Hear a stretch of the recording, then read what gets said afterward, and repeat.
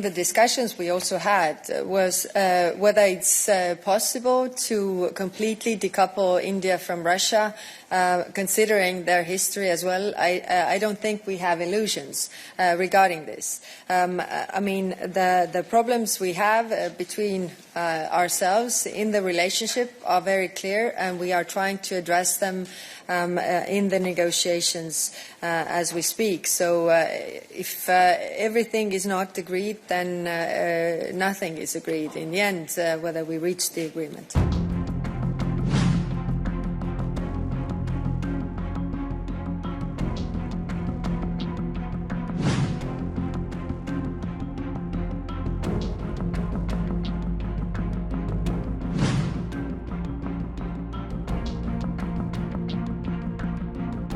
Today in the college we also addressed the war in Gaza.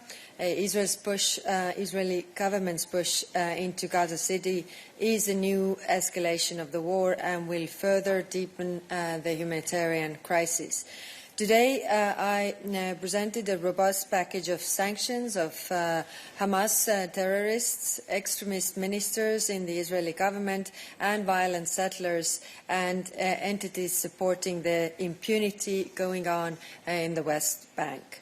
The Commission adopted a proposal to partially suspend trade concessions. Commissioner Šefčovič will update you on the trade details in a minute. And I want to be very clear. The aim is not to punish Israel. The aim is to improve the humanitarian situation in Gaza. All member states agree that the situation in Gaza is untenable. The war needs to end. The suffering must stop and all hostages must be released. We must use all the tools we have towards this outcome. We must also not lose sight of the dangerous developments in the West Bank that reduce the viability of a two-state solution. Then on EU-India relations, we have adopted a new EU-India strategy. India is a crucial partner for the European Union. The EU and India together account for 25% of the global population and GDP. India also is the world's largest democracy and its fastest growing economy. Closer European Union-India relations are vital for strengthening economic security and diversifying supply chains. Our new communication sets out possibilities for closer cooperation on trade, technology, security and defence and climate. A free trade agreement, an investment protection agreement and a comprehensive air transport agreement can be pillars of this partnership. Security and defence is another backbone of this partnership. We are working towards EU-India security and defence partnership. We will enhance cooperation, including maritime security, counter-terrorism and cyber defence. We are also negotiating an agreement of exchange of classified information and deepening ties between defence industry. However, where the also college had hesitations were the areas that we have disagreement. India's participation in Russia's military exercises and its purchase of Russian oil stand in the way of closer ties, because ultimately our partnership is not only about trade but also about defending rules-based international order. Our negotiations will address these challenges and with the aim of adopting a joint roadmap at the EU-India summit in early 2026. To be very clear that we are having clear areas of disagreement with India regarding these issues. Yesterday, I had also a call with the External Affairs Minister of India regarding these issues. I mean, participating in military exercises, purchase of oil, all these are obstacles to our cooperation when it comes to deepening the ties. And if you read the communication, it also addresses these points. So it is, of course, we are living in this very turbulent times, and we need to build partnerships. And the question is always whether we leave this void to be filled by somebody else, or we try to fill it ourselves. So deepening the ties also with India in order to really not push them to the Russia's corner was the agreement by the college. In the discussions we also had was whether it's possible to completely decouple India from Russia, considering their history as well. I don't think we have illusions regarding this. I mean, the problems we have between ourselves in the relationship are very clear, and we are trying to address them in the negotiations as we speak. So if everything is not agreed, then nothing is agreed in the end, whether we reach the agreement. Because only through the discussion and sincere and honest debate you can forge strong relationship. And this is what we want. And that was the spirit which we all felt when we've been in New Delhi as a whole college, talking to the whole government, I think in the first time of the history of the European Union.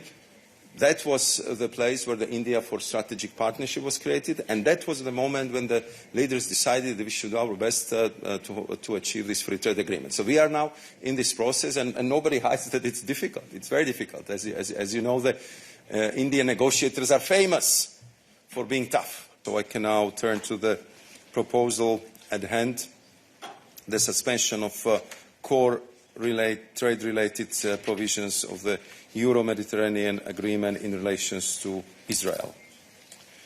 This proposal is grounded in Articles 2 and 79 of the agreement, which establishes the respect for human rights and democratic principles as essential elements for our partnership.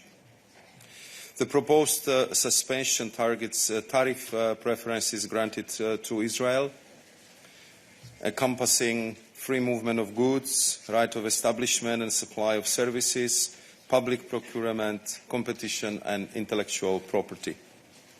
In practice, this means that imports from Israel to the EU will lose their preferential access to the EU market, and that these goods will be charged duties at the level applied to any other third countries with whom the EU has no free trade agreement.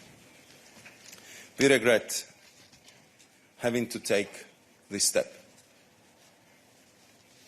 However, we believe it is both appropriate and proportionate given the ongoing humanitarian crisis in Gaza.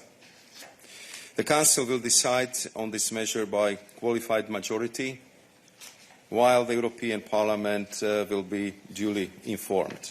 And therefore, we believe that now is the time that we must work together to end also the humanitarian crisis in Gaza. This means unrestrained access for humanitarian aid, the immediate release of all hostages held by Hamas, and an urgent ceasefire to stop the bloodshed. Ultimately, Israel needs real security, and the Palestinian people need real dignity. As Commission, we continue to advocate for a two-state solution, one based on a secure Israel and a viable Palestinian Authority. So we are doing it with words, but also with targeted actions. Today, we are putting bilateral support to the Israeli government on hold. I'm talking about bilateral support. This is an important signal and the continuation of our policy of advocating for peace. In particular, 14 million euro of already allocated funds in the period from 2020 to 2024, and out of this amount, 4.3 million euro have been contracted, while 9.4 million remain uncontracted. Until further notice, we will not proceed with the joint identification of new actions on the signatures of the contracts. Concrete actions again. To do our part in sustaining the two-state solution and making it possible, we continue supporting the Palestinian Authority and their reform process. we will provide, as already announced, 1.6 billion over the next 2 years under our multi-annual comprehensive support program to the Palestinian Authority. The European Union is the biggest donor and supporter toward the reformed and efficient Palestinian Authority. In this moment of great need, we are enhancing our engagement with the Palestinians. As our President von der Leyen announced, we will establish a Palestinian or Palestine donor group with the first meeting still this year. Our aim is twofold: support Palestinian institutions financially via donations of like-minded international donors, Arab states, international and regional organizations, and international financing institutions. Then serve as a forum for the Palestinian Authority to present the reforms implementation, ensuring transparency. They also need to ensure transparency, and engage on the future of Gaza and coordinate international recovery and reconstruction efforts once the conditions allow. What I want to stress, and what we stress all the time, is that we are proposing these measures not to punish Israel or Israel people, but to really try to pressure Israeli government to change course and to end the human suffering in Gaza. So that's why, the proposals that we have made are not really touching or somehow affecting the people so much as to put the pressure on Israeli government to change course. On the other hand, the EU imports from Israel would be exposed to the tariff duties up to 227 million euros. Around 63% of the EU imports from Israel take place on most favoured nation terms, and 58% of trade with Israel benefits from zero MFN tariffs and hence cannot benefit from any preferential regime. So less than 37% of EU imports from Israel are imported under this preferential regime, which is affected by this decision. If you ask me which sectors would be the most exposed, so from the EU side, this would include machinery, aircraft-related goods, medical devices, and pharmaceutical products.